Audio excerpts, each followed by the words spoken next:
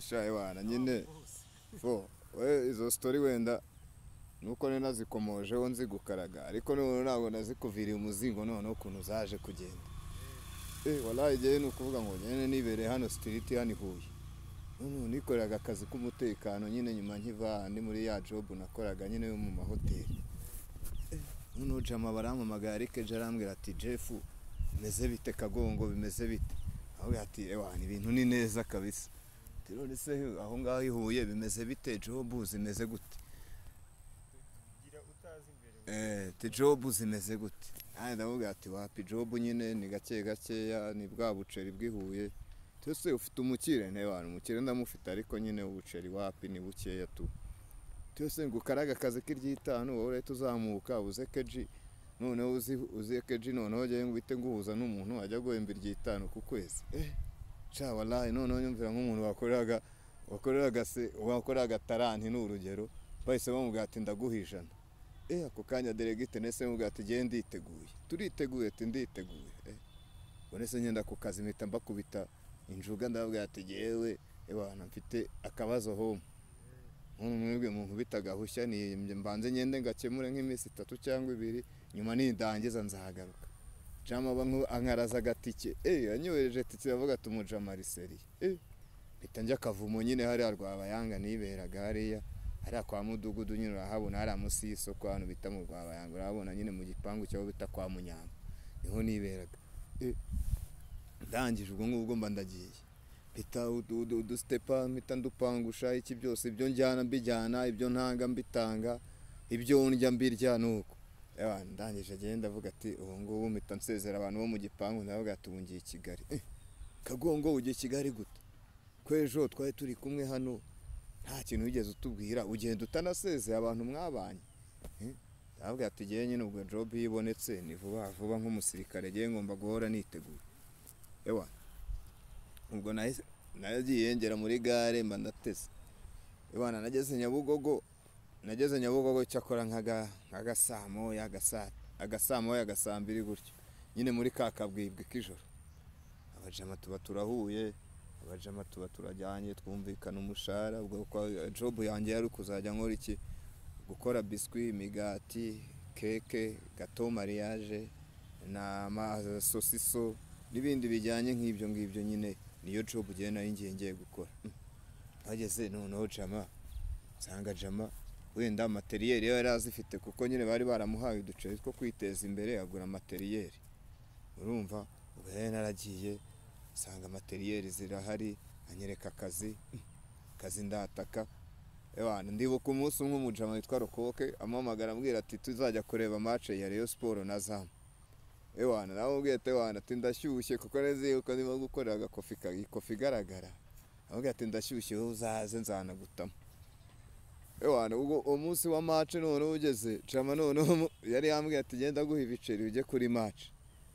namugezeho nyine ahantu twakoreraga ahantu bita za Kanyonyomba aho ngaho za Kimisagariyo bageze mbwira jama ati se ndashaka ibiceri nyine ngiye kujya kuri match ubwo navugaga ati wenda leta nkubita nk'ijana tuhite twijyana na Rokoke dutembera umujyi nk'abanyehuye tugenda dushona birangira ambwira ati wowe genda nugera ku mahoro uhita umpamagara ahagiye ngeze ku mahoro yo sasa mba ndamuhamagaye ati wahageze ati nahageze uri ku murongo turi ku murongo ngo noneho rero ngo reka ngo nkohereze amafaranga ngo wishyure tike ngo andi ngo turaza ngo kuvugana utashye ndavuga jama andimo amezi abiri arenga 300 none arimo arambwira ngo agiye kunyohereza tike shandagaza agati stories z'ikigali ni danje none ubwo ndavuga ati wowe ntari binyohereza amafaranga ibindi turaza kubivugana nje ubwo nene nifite n'ubucwa bwanjye ku ruhande nyine yanyohereza tike ndinjira njya kureba match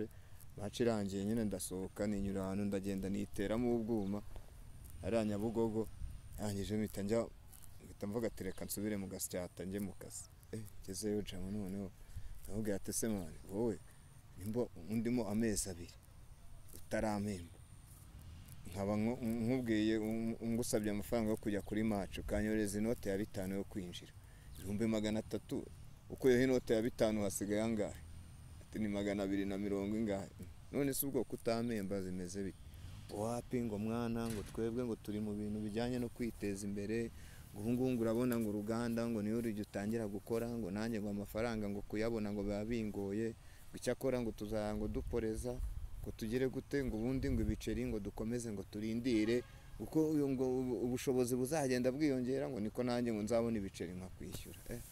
Umva ni daje Murezi yankuje nk'umuntu w'umutekinisiye kabisa, wavuye n'ahantu noneho ku kazi, noneho ntavuga ati wenda nari ikirara cyane iki, wenda n'umuntu utoraguye imihanda, nanjye nk'umuntu uzwi no muri wegeye burabizi sinya mbura job, kuko ndiyaminiye ku tuntu twose nyine tujyanye n'izo serivisi. Ubwo rero abana jama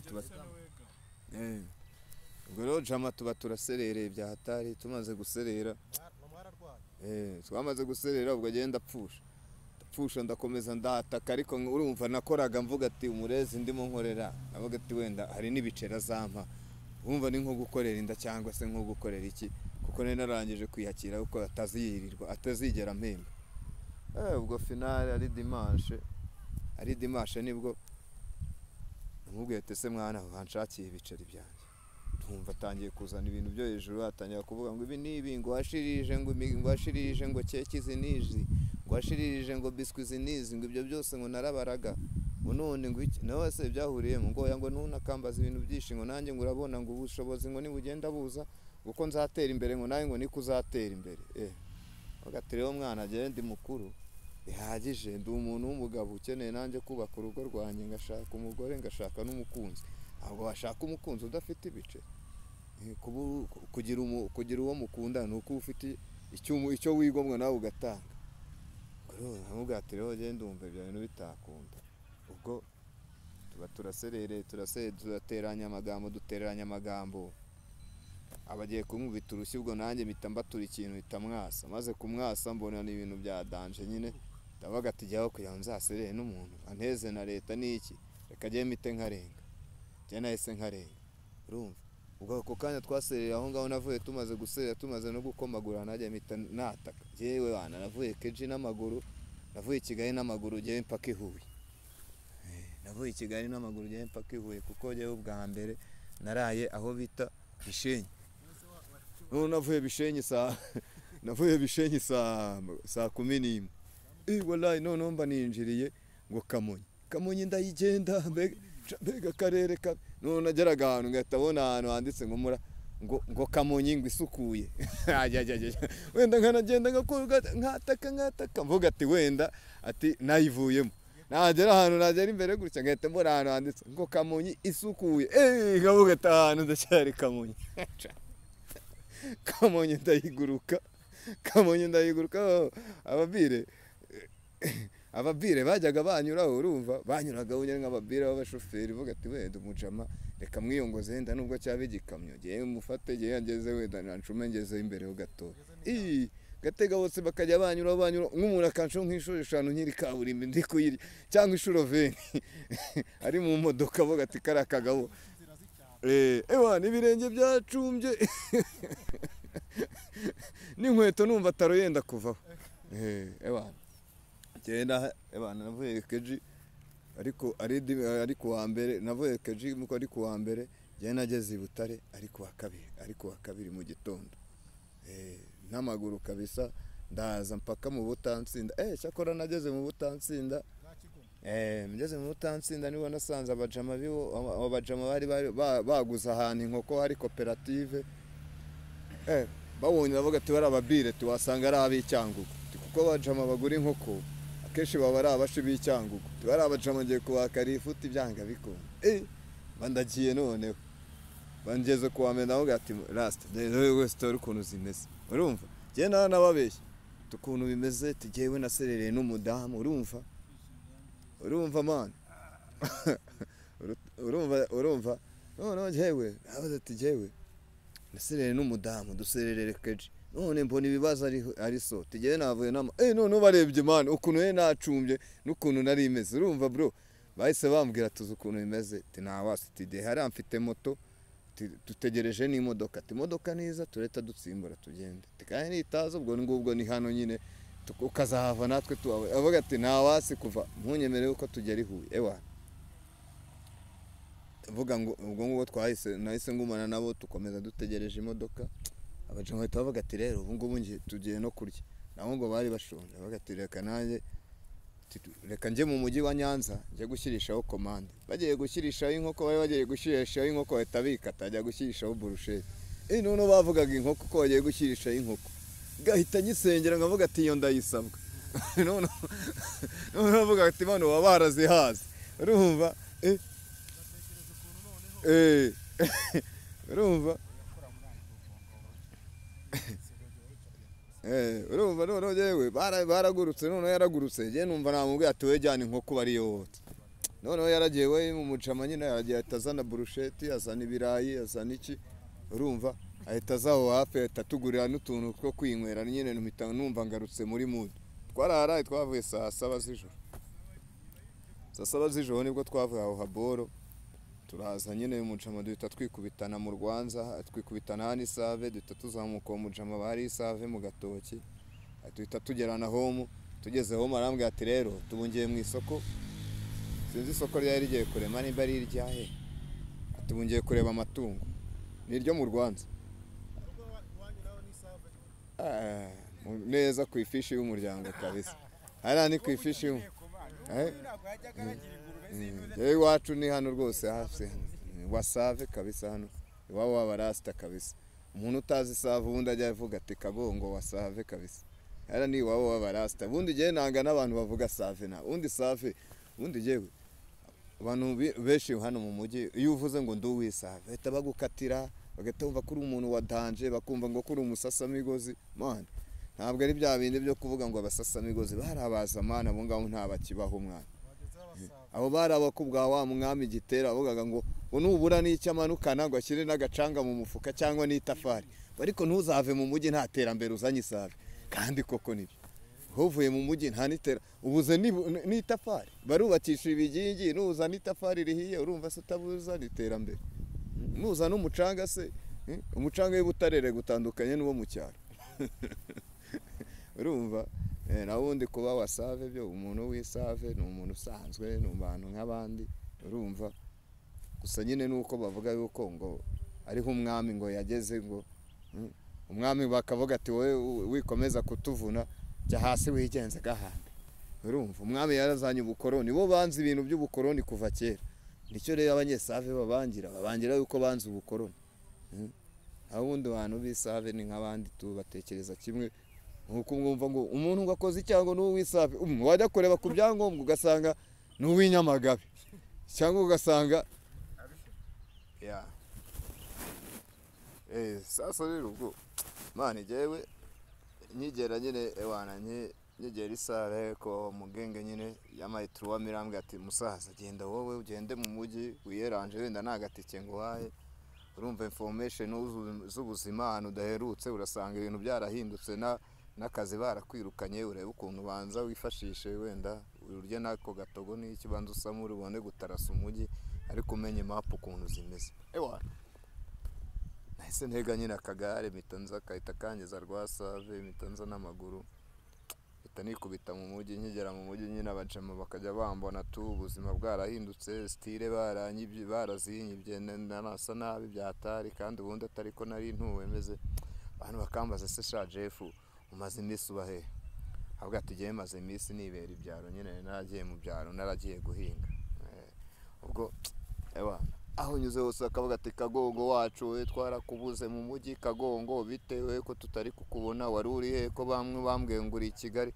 Agatereka reka je ntabwo nigeze ngi Kigali, reka barabeshya nyine kugira urumva iyo uvuye i Kigali mane wallahi nta kintu uzanye ukagera mu bajama abenshi bavuga ati umujama je yarase nyine bitewe n'ukuntu wenda ni urugero runaka bitewe n'ukuntu bakuzi. Araje mpita nikaraganja kureba umujama wanjye witwa Rokoke nyine w'umusani ahantu akorera. Twajya turajya ubwo bwarahita mbwira ati bimeze bite Kagongo, ndavuga ati gahunda nuko bimeze nyine dore nanjye byarahindutse. Carambwira ati nyine nta kindi nagufasha ubwo mpita niyongoza ahita mpamagara ku kazi ahita bambwira ati se Kagongo ko we n'ubundi nta n'iribi ryawe wagiye uvuga ko ugiye usabye uruhushya nimba waratinze n'ubundi nta kintu kibi wakoze. ahubwo noneho afazari we garuka tuguhe imyenda wambare. Abantu naragiye nyine kubera ko ngiye nikorera akazi ko muri rizavu mu Nkeragutabara, niho bahita bansubiza imyenda mpita nisubira mu kazi, nkava mu kazi ngahita nikaraga wowe nyine aho bita mu gipangu nyine aho mba aho bita kwa Munyambo. Mpita mpereza igishoro nyine ntangira kwikorera ibintu bijyanye n'isambusa. Ubu ngubu mu mujyi nyine iyo nyuze ahantu batavuga ati isambusa iryoshye ni iyande ni iya Kagongo, urumva nanjye niyumva mbafite isambusa imwe ya danje y'amagi, iy'ibiraha nyine bisanzwe, bureba za danje, urumva hariya mu mujyi wose mba ngenda mbakaraga nyine mbakuramo ubuceri bwo kugira ngo ngende nifashisha umunsi ku munsi uko ubuzima bumeze nyine nuko nguko. Gusa jyewe wallahi ndashimira abajama bose bihuye, cyane cyane abakapo twagiye tubana mu myaka yatandukanye, baharokoka ababire banjye, basharire, abajama twagiye dukorana mu mahoteli atandukanye. Ndabashimira kuko abenshi twagiye duhura bambwira ati Kagongo n'ubu ahubwo wowe iyo uguma i Kigali uba uhapfiriye kuva ugarutse i Huye ugarutse ku ifishi y'umuryango, ubundi wowe uvuye i Huye uvuye butarujya he ko umujyi wawe ari uwa Butare, ho bazi bakuzi ko ari iryo zina Kagongo rizwi, ko ariho Kagongo uzwi. Nanjye nkavuga ati ko kubundi najyaga he. Ariko wallahi ndashimira abajama bose bambaye hafi, ndashimira n'abandi babire bose twagiye duhuza, ndetse nabo tugenda duhura mu kazi bamenyereza akazi. Urumva kuzunguza isambusa ni ibintu bikaze cyane mane, ntabwo ari ibintu bya buri wese mane. Uraguruka wagera hariya ugasanga badasobayagaye bakakugurukana, urumva rimwe na rimwe bakakugurukana ukaguruka. Ariko noneho gihe bitewe na stories zanjye n'ukuntu wamba tuziranye, ndavuga ate ndi kushaka amafaranga yo kugira ngo mbashe kubeho, kandi namwe mwanzi ko ndi rasta ntigeze mbaho mu buzima nk'ubu. Ugasanga nyine ngakora nkabona nk'icyo kibiri ku manywa cyangwa se gitatu, gahita mporezamo, namara guporezamo ngakubitamo n'akantu ko wumva ntabwo wajya mu kazi wasinze. Ubwo ni ukwinywera ka yawurute nyine, mpita ninywera ka yawurute ngahita nigera mu kazi nkirarira uburinzi, mu gitondo nkaza life yanjye niyo. Inshallah ndashimira abajama bose twagiye tubana, kandi nkubita peace amaniga yose yihuye, urumva ari abo duhurira kwa Manama mu gikari, ari abo duhurira muri Tigo, ari abo duhurira muri gare, ari abo dukorana akazi k'umutekano k'ubusekirite, bose mbakubise peace. Ubwo stories zanjye wenda zizagenda zikomeza kuko ni ndende cyane. Hari izindi stories za danje za ndani nyine, za ndani z'ukuntu nyine umuntu nigeze kumonyora icyana nsanga gifite umuzigo ungana na kasike y'abamotari. Urayibona kasike y'abamotari, ndebera kasike none usanze umuzigo ungana na kasike. Wallahi izo nazo nzagenda nzikomuza, ariko nzazibaganira ku buryo burambuye. Ariko stories zanjye wenda reka ngarukiriza aho ngaho gatoya. Abajama banjye, abafanizi bose bakande subscribe kugira ngo nanjye bampe amahirwe kugira ngo mbashe kugira gute kuzamuka mu zindi ntera. Inshallah.